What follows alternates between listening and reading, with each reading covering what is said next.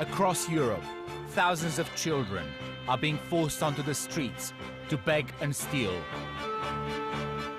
They come from the poorest community in Europe, the Romanian gypsies. For centuries, they've lived on the margins of society and faced brutal discrimination. Many have resorted to begging and stealing to survive. But in the last 20 years, organized crime has taken over. And since 2007, when Romania joined the EU, gypsy children have been trafficked and exploited on a massive scale. In Spain, 8-year-olds robbing grown men at cash machines has become a common sight. In Italy, a major police investigation found enslaved children locked in a shack like animals. It's only the tip of the iceberg, and it's a phenomenon that we'll have to fight against for a very long time. My name is Liviu Tipuriță. I grew up in Romania, and I've been making films about gypsies and about child trafficking for many years. To investigate what's happening to these children, I'm going on a journey that will take me inside the closed world of the gypsy community. This child needs to go to school, not to beg and to steal. And will reveal the shocking tide of racism they face. They are people who should be killed, but we can't kill them. These children are the victims of a culture of crime and the wider society that seems to have abandoned them. The question is, will anyone save them from the hands of their exploiters?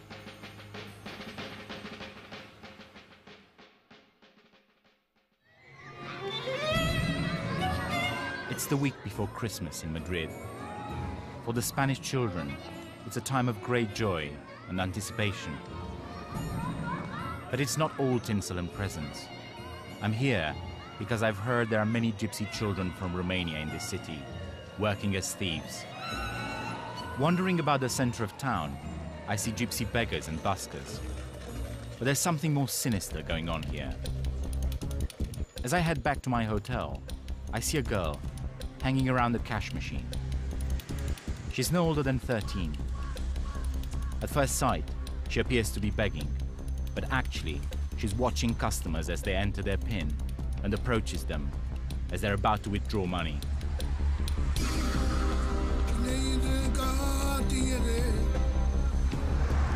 A police car drives by and she flees. We follow. She's using a piece of paper to cover her hand as she tries to press the button for the highest sum available on the cash machine and take the money as it comes out. She's a distraction thief, one of the gypsy children that the police say make up a third of all the under 17-year-olds they have to deal with in the city. She's gone. She saw us. She's running away now. I'm heading for the outskirts of Madrid to try and track down some of the children who are stealing.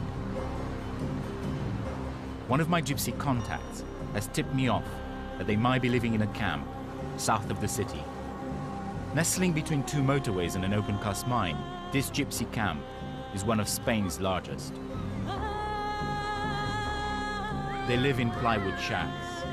There are mountains of garbage everywhere. There's no sanitation, no running water. They use an improvised, crude wiring system to steal electricity. I'm supposed to be in a civilized European country, but the conditions these children are living in are more like the slums of India. Most of us are ill, nearly all of us. If a doctor comes here to give us a checkup, he's bound to find hepatitis C or hepatitis B. There's definitely hepatitis here. They are ill, the children, tortured. Look at the state of these children. They don't even have trousers on. The Roma children are cleverer than any other nation's children. They are clever, but they are not in school because we don't have the means to send them there. In amongst the piles of garbage, I meet a man called Zabar, who's skinning a stolen sheep for his neighbor. Zabar has lived in this camp for 5 years with his wife and 3 children.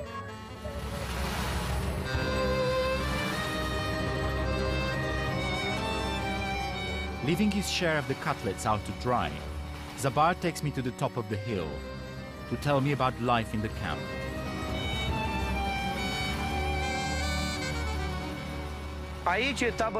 This is our camp, where we live.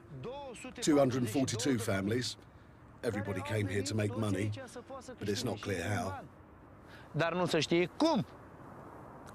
There are 500 children, and out of the 500 children, I don't know if there are 150 that go to school.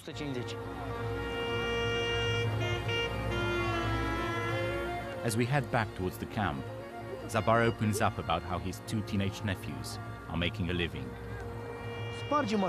They break into cars, steal car stereos and sell them for 20, 30 euros a piece, and they can live off that. Zabar himself steals copper. His wife begs, and with the money they make, they're building a house in Romania. Until it's completed, they have to put up with the camp's dreadful conditions, which include the rats that roam everywhere. They used to jump on us and they nipped my children's legs and hands. They were very aggressive. Now they've calmed down. We put concrete on the floors of the shacks and now they don't come in.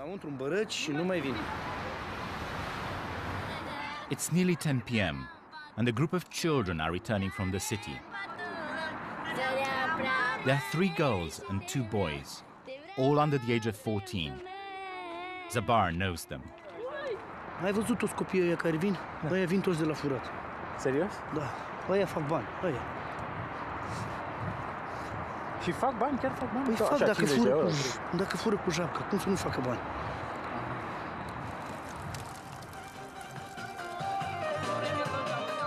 Another day, I go back to the camp to try and find the children who go out stealing in the city. Daniela was in the group of kids I saw the other night. She's hanging out with Zabar's nephews.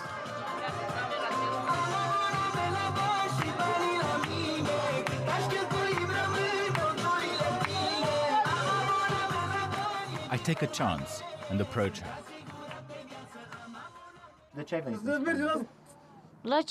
To beg, to steal, what we can't steal. From cash machines. Who says we can't steal? So what if they look me up? Big deal. You put in your card, you type in your PIN, you take the card, we take the money. We take the money and come home. 400, 300, 600, sometimes 1,000 euros. When you go begging, you work until 10 at night and you make 50, 60 and you come home. But when you steal, you make 300 in one go. It's easier. What? Stealing? It's not dangerous. Seriously, it's only the police that catch us. They take the money, they take us to the day centre, and the centre lets us go. They're minors. If they're under 14, they don't do anything to them.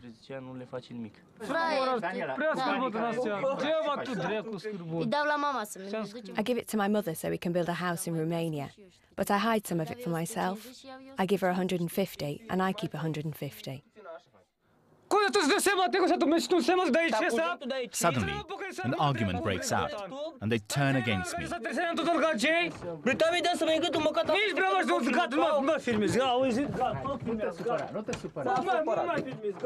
It's time for me to leave. It's becoming dangerous.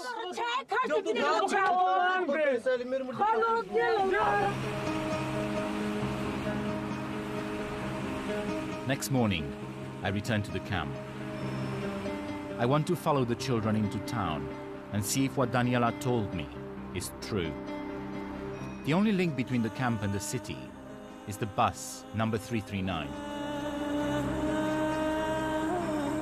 After 9 o'clock, children start to appear and head for the bus stop. We follow the bus into Madrid. They get off in Conde de Casal. We monitor the bus stop. Every day, we see children arriving with the women who beg in the city.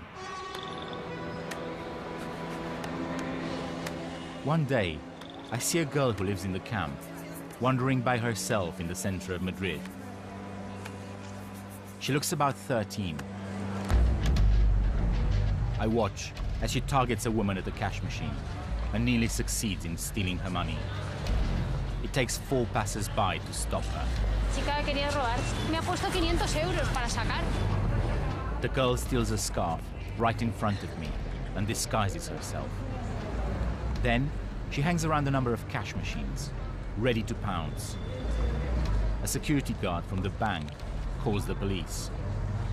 They arrive swiftly. But after talking to her for a few minutes, they let her go. She skips off and waves to the security guard. I've spoken to the Madrid police department that deals with child crime. 95% of the children under the age of 14 they pick up for stealing in Madrid are Romanian gypsies. The police say there's not much they can do, as in Spain, children of this age cannot be held responsible for their crimes. They also tell me that many of the children are sent out to steal by their own parents. The police feel powerless because the punishment for those who exploit their children is very light. It's Christmas Eve, and the Romanian gypsy band is entertaining the families who are out with their children, enjoying the street performances, the extravagant light displays, and the decorations. But 10 miles away, in the gypsy camp, things are different. Here, children are gathering around the fire and are trying to make the most of this day.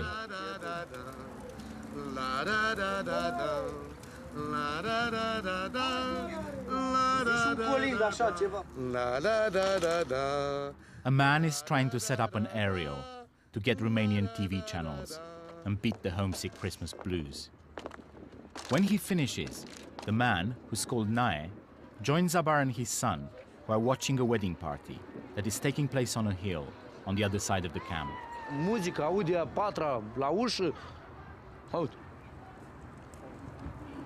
13 ani. Many Roma gypsies marry off their children at a very early age. The girls are in effect sold into marriage. Nae himself sold his daughter when she was 12. Look, that gypsy who lives on top of that hill got 7,000 euros for his daughter. I got 25 million lei for my daughter in 2004. Asta cât era în euro atunci? Vreo 800 de euro. About 800 euros. But now, since we're in the EU, it's become much more expensive. The marriage was consummated last night, and now they are celebrating the fact that the 13-year-old bride was a virgin. This is our gypsy custom.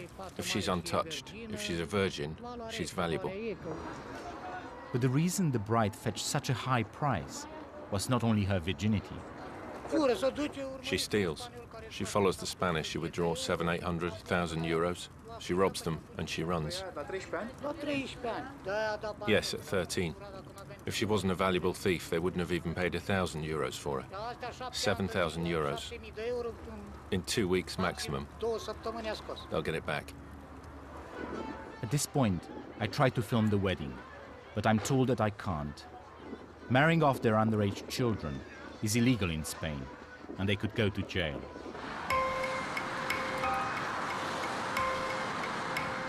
Over the next few weeks, I follow many children from the camp as they head into the city. One day, I see a group of 3 girls from the camp, all around the age of 13. They walk for miles across the city, staking out cash machines. I'm later told that this girl in the black leather jacket is the bride, who was sold for 7,500 euros. Watching them play in the snow, I think that these are probably their last moments of childhood. I was told the girl in purple is also married, and the girl in pink is up for sale as a bride for 25,000 euros. They're bold in their attacks and do not seem to care if their target is much stronger. This man has to physically fight them off before they finally leave. I wonder what makes them so fearless. The knowledge that they cannot be punished, or the desperation to make back the money that is paid for them. On another day, a car pulls over and the man ushers them in. It looks like the police, and they're taken away.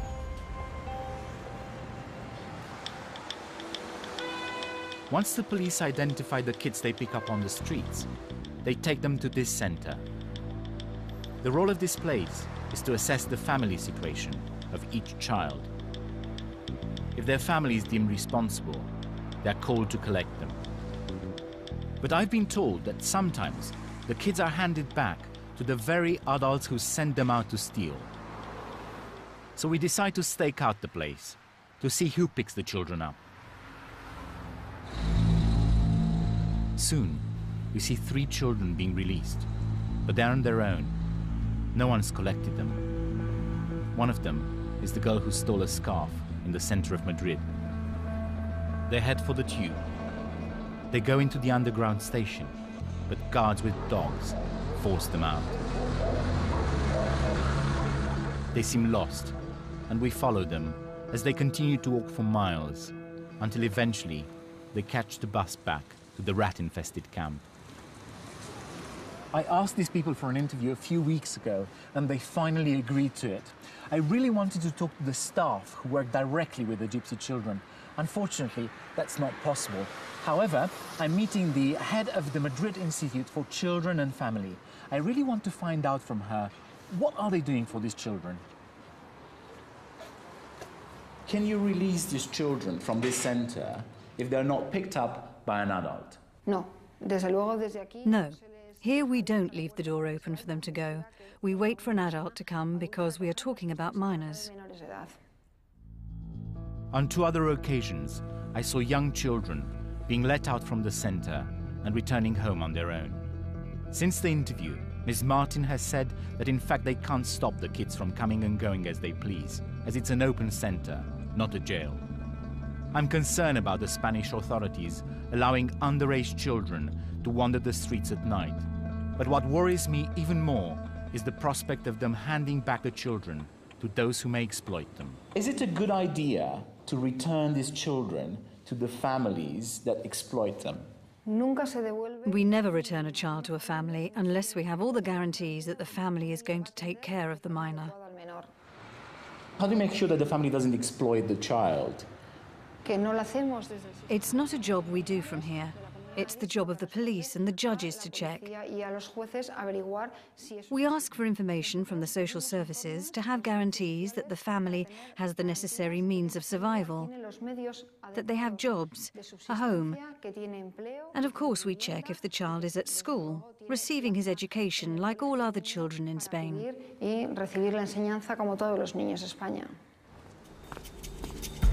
This short interview didn't really allay my fears raised by what I'd seen during my surveillance of the center.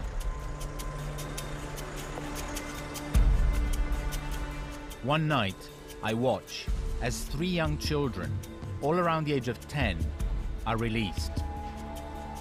They appear to be accompanied by 2 adults, but the adults go their own way, and the kids are on their own for over an hour. Then a man arrives. He wears a red hooded top. He goes inside the center, and soon after, he comes out with some more children. They all get in a green car. There are 1, 2, 3, 4, 5, 6 children. A car full of children. This is the man in red. They drive off.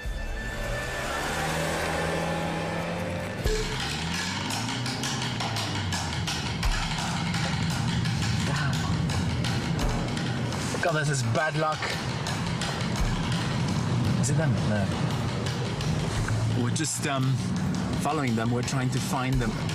And we caught 2 red traffic lights, so I don't know if we'll ever catch up with them. We hit the motorway, which leads to the camp, but the chances of finding them now are quite slim.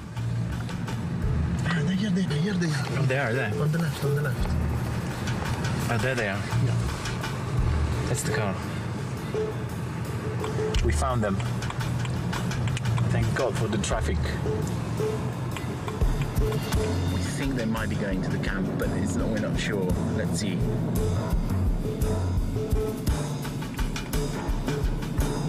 They didn't get off at the Conde Gazelle, and they're just ahead of us. These people don't live in the camp.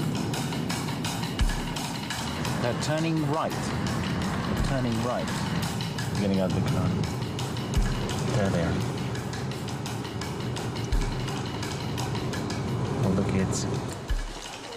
I'm gonna go and have a closer look.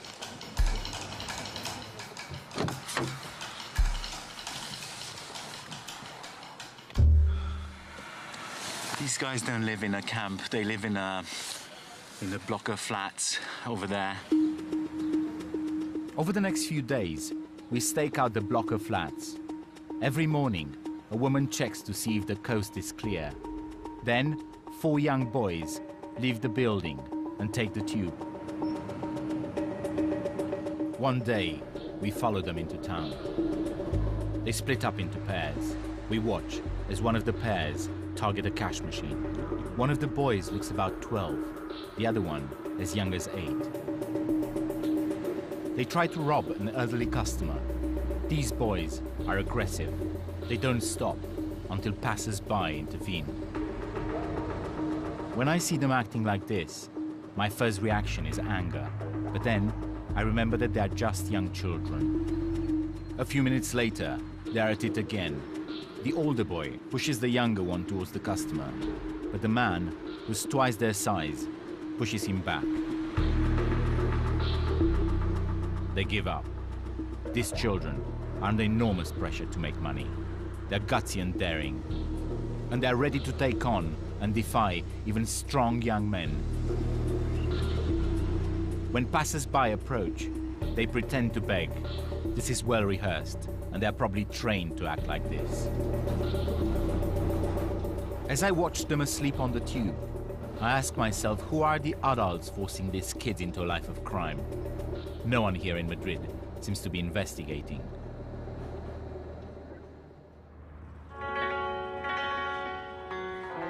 Back in the gypsy camp, the children are enjoying the snow.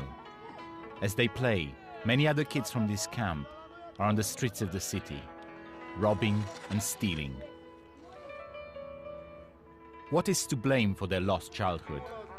Is it extreme poverty? Is it the Roma culture? Or is it ruthless criminal exploitation?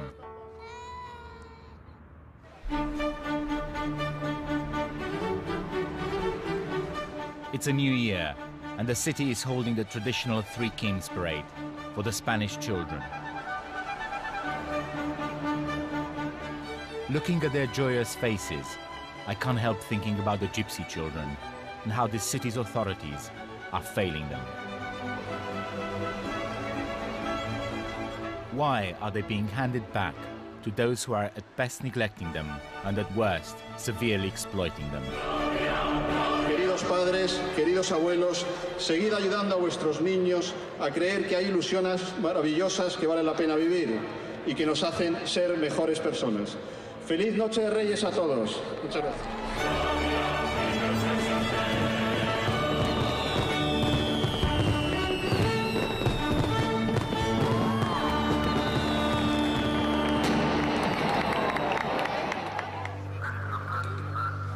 To understand what's behind this disturbing phenomenon, I'm leaving Spain for the country where gypsy crime has come to dominate the headlines, Italy.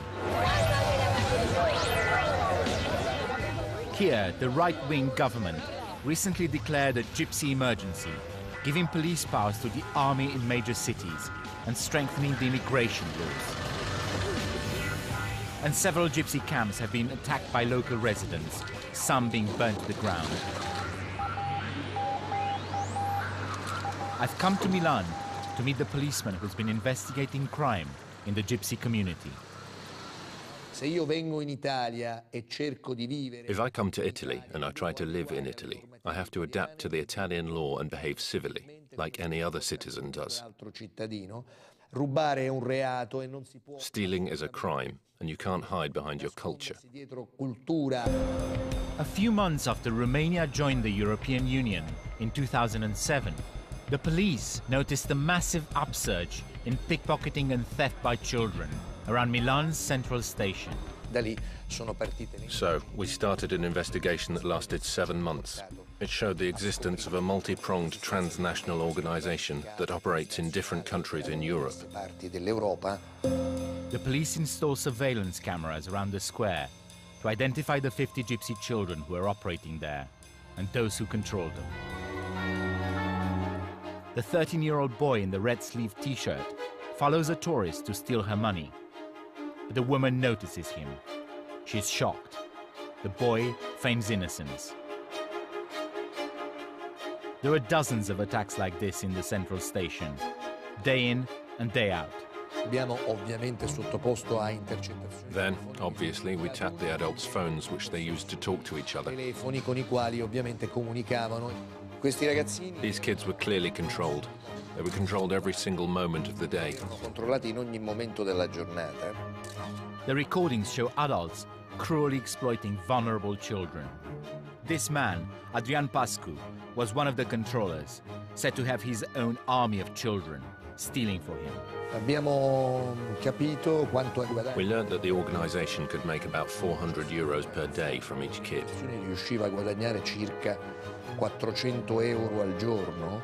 And if we calculated the activity over a period of a month, each kid earned about 12,000 euros.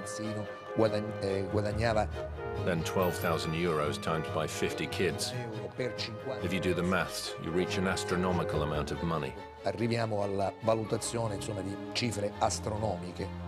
According to the police, the children were making over €500,000 per month for their exploiters.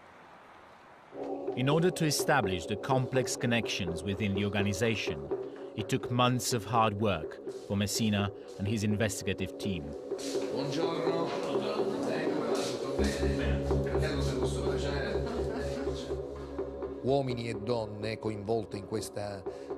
Men and women were part of this complex organization that was structured on 3 levels. At the first level, we have the young adults that control the kids while they're operating on the street.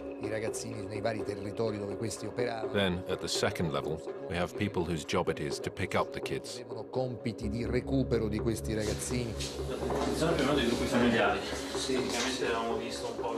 The police found that members of the children's families were often involved. Partendo dai genitori, ricostruiti i gruppi familiari, quindi le relazioni poi fra fratelli, cugini. È una struttura organizzata, non c'è dubbio.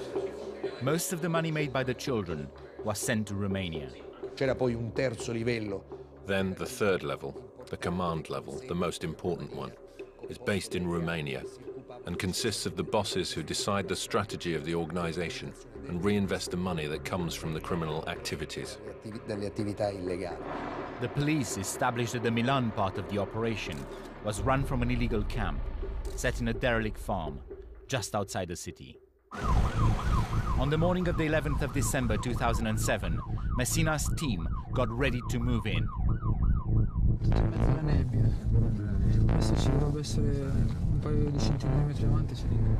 Nearly 200 police officers with helicopter backup descended upon the gypsy camp.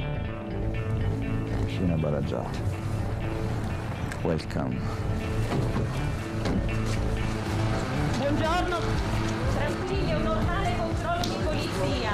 There were around 200 people living in the camp. Dai, forza. 1, 2, 3, dai fuori, dai, forza, veloci. Forza, dai, sotto. The police were looking for 25 suspects, all involved in the exploitation of the children operating at the central station. Come ti chiami? Non sono io. Tua moglie dov'è? This man and his wife were wanted for kidnapping a 10-year-old boy from Romania and forcing him to steal. They threatened to break the boy's arms if he didn't bring in the money. As the police search for suspects continued, they made a shocking discovery. In a small shack, locked with a chain, they found over 15 children. Io ce l'ho 10 anni. Ce l'ho 8 anni, scusa. Io ho 10 anni. These children were kept in captivity in terrible conditions. Santa Madonna Dixon. The police knew the children well from the numerous times they stopped them in Central Station Square. Bobby? The exploited children were taken into care.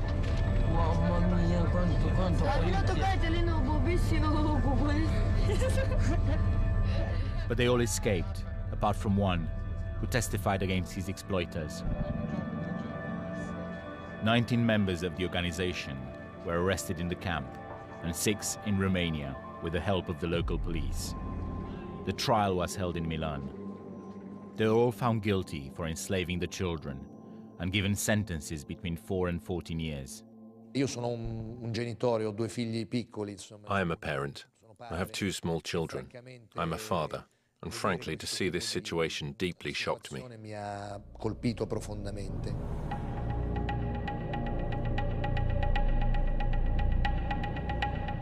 I'm heading for the gypsy camp where the police operation took place. The ruined farm is located in the middle of some fields. To my surprise, the place is still inhabited. I've seen quite a few expensive cars going in and out. I think there's a BMW X5 coming out just now. This place is impossible to surveil without being noticed. We need to move. Could child exploitation still be going on here? The camp is too dangerous to go in, but I have an idea. Nearby, there's a tube station that links this place with the city. If children are still being sent into Milan to steal, it's very likely they'll be taking the train from here. Over the next few days, I stake out the station and watch as every morning, different groups of children head into town. They're young boys, often accompanied by adults. One day, I recognize one of the boys the police found locked in the shack when they raided the camp. His name is Bobby. We follow him into town. He becomes aware of us, and we lose him. But on another day, we see him following an old man. A young adult with a black top walks right behind him. Bobby picks the old man's pocket. It's the same technique I've seen in the police surveillance videos. I wonder if the adult is his controller. We follow them and see the adult getting rough with Bobby. He must be his controller. We continue to monitor the station near the camp. I recognize Dixon and Dan, 2 more boys from the police raid. We see them at work in a busy tube station, attempting to steal from a woman's bag as they follow her up some stairs. On another day, they spot a woman with 2 young children. They run after her and ruthlessly lift her purse from her bag. They empty the contents of the wallet, drop it on the floor, and walk off. They head back to the camp. Our investigation has shown that the children who were being exploited 2 years ago from the ruined farm are once again thieving on the streets of the city. It's clear that the elaborate police operation has not saved them from a life of crime.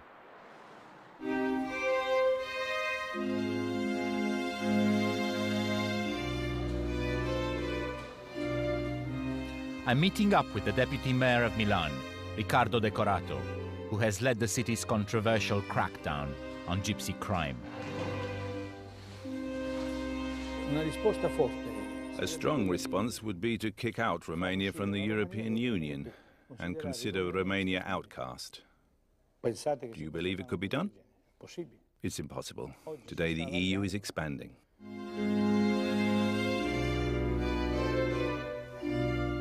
Decorato expresses opinions that would be unthinkable for politicians in most European countries.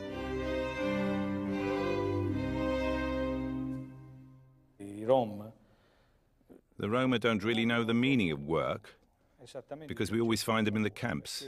They send the women to work and prostitute themselves, and the children are sent to steal. Mandano a lavorare le donne, a prostituirsi. I bambini li mandano a rubare. Però also, if you went now to any of the camps, you would just find men playing cards. So someone tell me how I can possibly explain to these people the concept of work, when their concept of life is without work, and the work is left to women and children instead. Come concezione di vita non hanno il lavoro, ma il lavoro lo fanno fare a donne e bambini. So it follows that it's not us being racist, but it's them who don't know how to be in our society. Saper stare in una società civile. Deputy Mayor Decorato has pledged to close down the 51 illegal gypsy camps around Milan. And this morning, the Bacula camp will be bulldozed. This is the 7th time it's been closed down in the last 2 years. The gypsies who live here know the drill, and they're already clearing out. Mamma mia, dove andiamo questa, mamma? Mamma, come fa Sento che non ci sia roba che brucia. Scusa, se lo volevo sporcare qua, noi dove abitiamo? Andate in fondo, ci sono i servizi sociali che vi danno assistenza. The social services offer of shelter has conditions attached, which the people here find unacceptable. Ce ți-au spus? Se ocupă într-o parte? Ia cu fetele într-o parte și eu cu băiatul într-o parte. Nu este corect treaba asta. Nu suntem câini, nu suntem animale, suntem oameni și noi.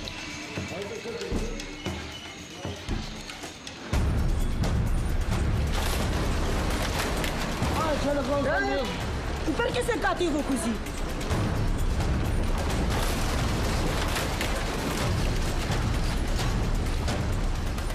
Only one family take the social services assistance. The rest scatter. The camp is now closed. But for a handful of gypsy families who live there, life may be about to change for the better. Un po' di pazienza, adesso ci sistemiamo i primi giorni, eh? A local charity, Casa de la Carità, is offering them shelter. E bine? E meno male. Stasera sei servita, ti lavi, ti serviamo la cena, tutto a posto. We just brought here the 5 families that we're going to welcome here in the house. They seem happy. These families are being given help because in spite of the hardship of the camp, they send their children to school. Don Massimo is the vice president of this charity. He explains to the new arrivals the house rules. Quella sarà la vostra stanza, quindi potrete tenere lì la vostra roba e tenere anche pulito, fare la curazzenia bene di quel posto lì. Una prima cosa molto importante è tutti i copii che emergono alla scuola devono continuare ad andare alla scuola. E ogni giorno, tutti i giorni, i bambini devono andare a scuola. Don Massimo has little tolerance for those who break the rules, which also include no begging and no stealing.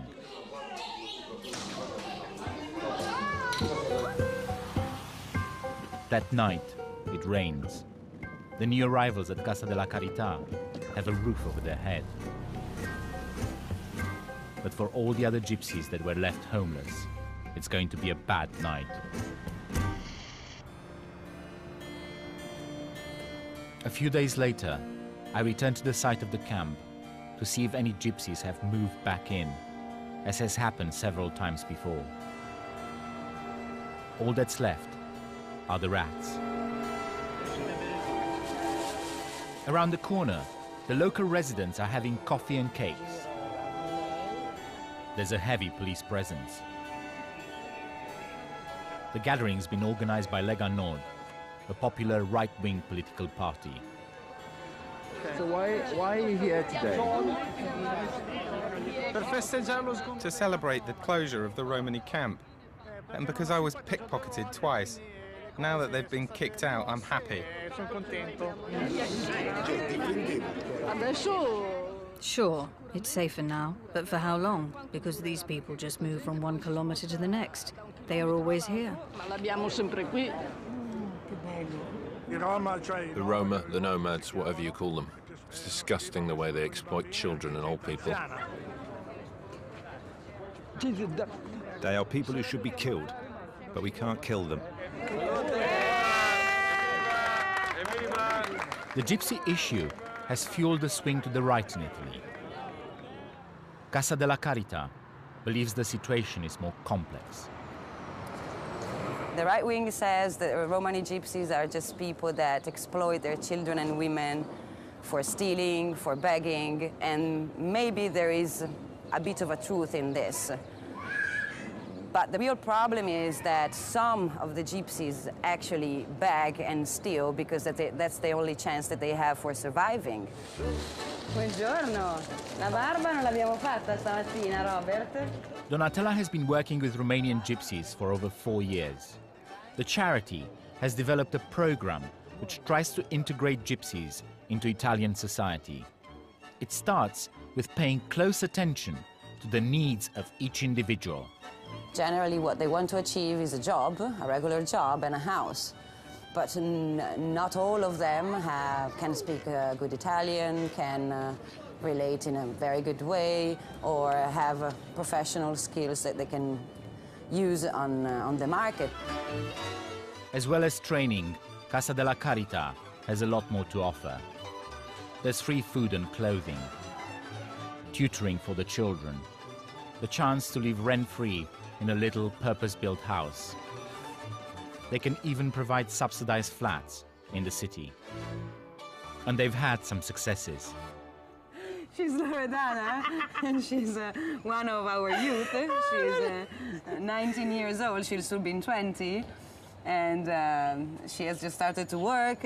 She's just started to attend the course for the driving license, and she just opened her personal saving account because she wants her to spare the money for herself. And she really doesn't want to marry. So Sì, questo è vero. De ce nu vrei să te căsătorești? Cum? De ce nu vrei să te căsătorești? Nu, eu am alte gânduri. Ce gânduri ai? Vreau să fac ceva în viață, frumos, nu știu. Am altceva de făcut. Ce să fac cu măritatul de acum? Sunt prea mică pentru măritat. This is probably the effect of the cultural influence that we had on her. So she attended school here, she learned a job here, she started to relate to our models, and so she actually embraced our models as her own.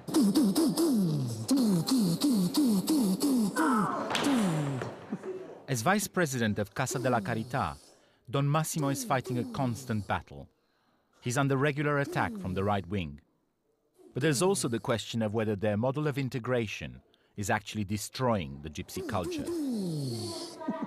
Io non voglio cambiare I loro valori, voglio semmai fare in modo... I don't want to change their values. I want these values to live together next to other people's lifestyles. Of course, to do this, maybe someone has to renounce something, to give in a bit, but this path is absolutely possible.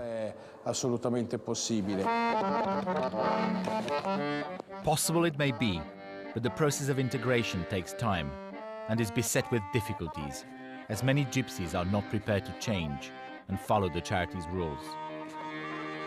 One of the main things they have to renounce is using their children for stealing and begging.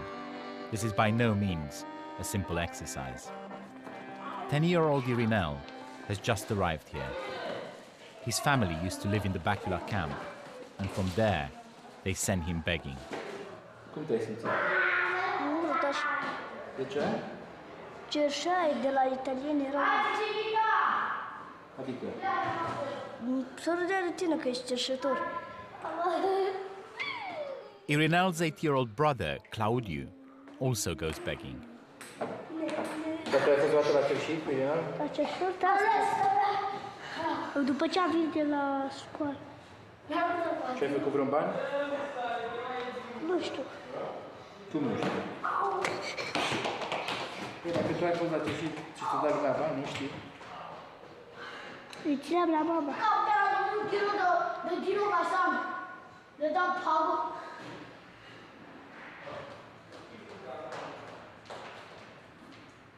Îți place la cerșii sau nu? De ce? Băia baba câteodată.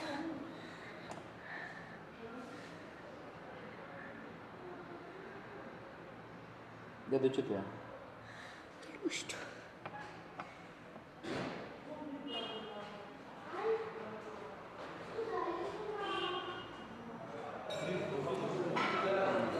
If this family persists in sending their two sons begging, there's a strong chance that the charity will send them back onto the streets.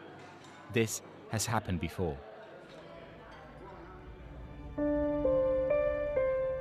Only this tough approach can break the cycle of child exploitation, common in the Romanian gypsy culture. Casa de la Caritas model of integration seems to be working, but the task facing them and other charities trying to help the gypsies is enormous. During my time in Milan, I've seen gypsy children exploited by both their own families and by organized crime. I've seen children as young as 3 begging here on the tube. It's very sad, and it's shocking that today, in Europe, with all the laws and services that are there to protect children, this exploitation can happen on such a large scale. It's time for me to leave Italy and head to Romania to trace the roots of this problem. But before my departure, as I walk through the center of Milan, I encounter one of the most heartbreaking cases I've seen since I've been on the road. This girl, who looks no older than 10, is begging as this woman watches on. I'm not sure whether she's her mother or her controller, or both. The girl is friendly with the local store owners. She's good at her job and seems to get a reasonable amount of money. All the cash she makes, she gives to the woman. They have a strange relationship. I watch as they share a tender moment. But it's not long before I see a much darker side to it. The girl goes to help a church worker for a few moments and doesn't make any money. When she returns, the woman is angry and beats her with a stick from her bag. The girl cries and is clearly afraid. Under pressure, she goes back to work. She even feeds the woman a few times with the food she's begged. I watch this girl working solidly for 10 hours, late into the night, begging in restaurants and bars where a young child has no place. She hands her last pennies over, but the woman is still not happy and hits her across the face.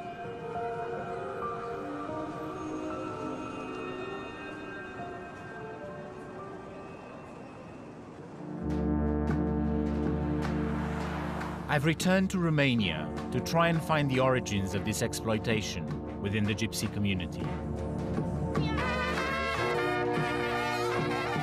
Romania is home to the largest gypsy population in the world.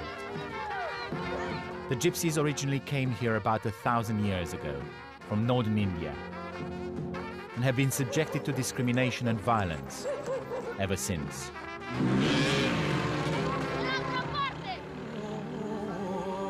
In a village near the border with Hungary, I meet Cornel, who lives with his family in abject poverty, like most of the gypsies in Romania. This man is 38, and he has so many children that he has literally lost count of them. His story is similar to those of tens of thousands of desperately poor gypsies who have been trafficked to the West and exploited there by people from their own community. It all began with a promise made by a trafficker. He says, come, because it's good there. Everybody's getting houses. Come, you'll get some business. Within a month, you'll get yourself a house like you've never seen. The trafficker sorted out the passports and took Cornel and his wife, with 2 of their young children, to Milan. When they arrived there, they were put in a squat. There were about 100 families there. From top to bottom, it was full of children. Dă-i jos până sus, prinde copii. Cornel and his family worked as beggars for 2 months in Milan. But the trafficker took everything they earned. They escaped and returned to Romania. The trafficker caught up with them, demanding the money he claimed he'd spent taking them to Italy. 7 years I paid him the debt. I paid it back. I gave him all my social benefits. But it wasn't just Cornel that went abroad to make money. Almost all the gypsies in the village have been as well. Păi da, bineînțeles că ceșam, pe ce să fac? Toată familia? Toată familia, da, sigur. Și copiii? Și copiii. Avem câte 5-6 copii, uitați. Acolo eu făceam pe zi cel puțin 200 de euro. Pe puțin stăteam până la 2, la 3, acolo în genunchi, ceșam. Ne pas manger, madame, s'il vous plaît, la mon petit fille, la enfants. C'est 3 enfants, regarde. Cu banii aia am cumpărat o iapă care a venit tot din Franța. Ăștia toți sunt copiii mei, domnule.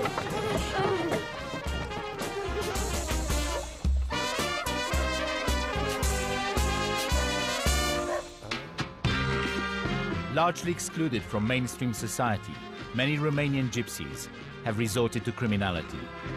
I've come to one of the gypsy crime strongholds, the city of Craiova.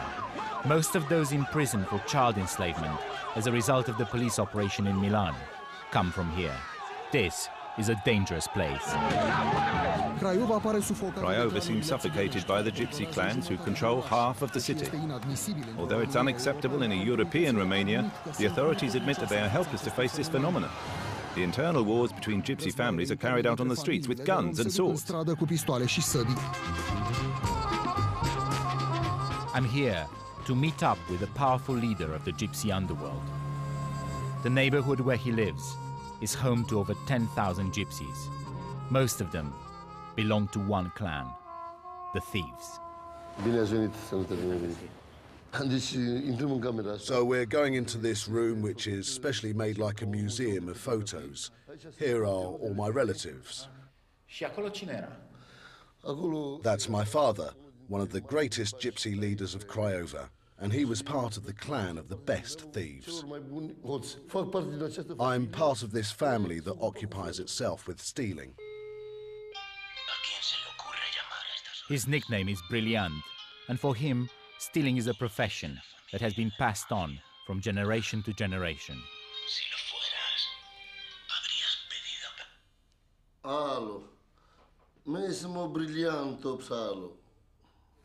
Having come from a long line of thieves, Brilliant has a special insight into the history of gypsy crime. When did the Romani gypsies from Romania start going west? I can't remember exactly, but in any case, between 1980 and 1989, they earned quickly because, having escaped a communist country, they had the right to asylum and residency in those countries. And they came back with special cars and built outstanding houses. And they came back to use the power that they had. And they said, whoever goes to these countries gets rich. Și acum o să mergem în cartier să vedem mai de aproape situația. Crescut pe această stradă. I grew up on this street. Și la vârsta de 13-14 At the age of 12 or 14, I started pickpocketing to contribute to help my grandparents because my parents and my uncles had been arrested. Pentru că erau arestați. When Brilliant was a child, this district was dirt poor. But at the beginning of the 90s, when the gypsies from here went to the west to steal and beg, the neighborhood started to pick up. When they saw this possibility of making money, at a certain point they no longer wanted to go begging themselves. Because the truth is that when someone has a lot of money, they begin having character, dignity, and they're ashamed to steal and to beg. And then, in order to keep making money, and under the pretense that they want to help others, they try to persuade them to go and beg. Look there. What a house. What a courtyard. This guy's called Philip. He initiated many departures. He opened the roads, as they say, in a few countries. England, Ireland, France, Germany, Canada, Australia, America. He got to Australia, yes, and that house, and this house are all his. There's no need for him to go abroad anymore because he makes his money as a loan shark.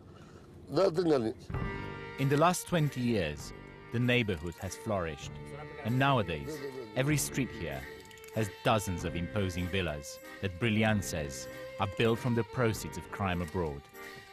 Look at this house. Now, there's a guy who stayed for a long time in Italy, probably for 15 years. He begged, he stole, he made a lot of money, and he sent it home and started lending it with interest. These two houses belong to Maruzzi in Calistrada. Calistrada is my first cousin.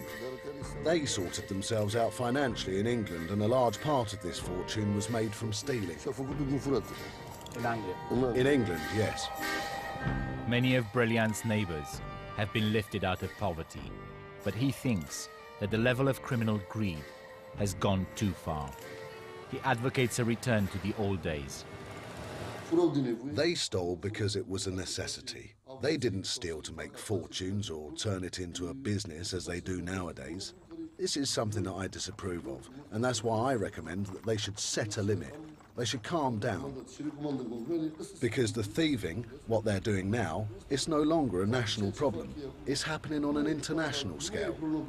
Now the whole of Europe, the whole of the world talk about the gypsies. Să te băgăm la pușcărie. Să înveți meserie. La pușcărie pentru meserie. Our children need to study, because if they carry on like this, if the new generations growing up now continue in the same way, no one will have us. Our own country won't understand us anymore. The Western countries will chase us away. And then I ask myself, and I ask you, brother gypsies, where are we going to go? Where? Where will we live? As I leave Brilliant behind, I think about the backlash he anticipates if the thieving carries on. Over the last 20 years, I've seen the anti-gypsy feeling getting stronger, not only in Romania, but across Europe. I've also seen gypsy petty crime turn into serious crime, into international organized crime. Most gypsies in Romania still live in shacks, but there are also many who now live in palaces. My fear is that without immediate help, the gypsy child thieves that I've encountered in my journey will grow up into hardened criminals, and the cycle of abuse and exploitation will spiral out of control. Where that help would come from remains to be seen.